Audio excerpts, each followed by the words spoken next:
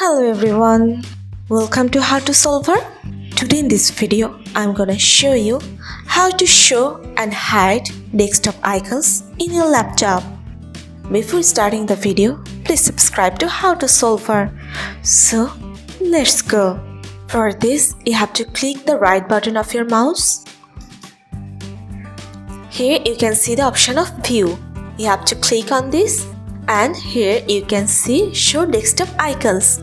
Press on it. So this is how you can hide desktop icons in your laptop. And if you want to back it, then click the right button of your mouse.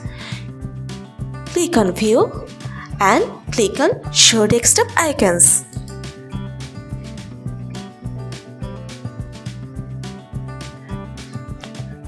So this is how you can hide and show desktop icons in your laptop. So guys, that's it. You can do this. I think this video is very helpful to you. If it was, then give a thumbs up and hit the subscribe button. And thanks for watching.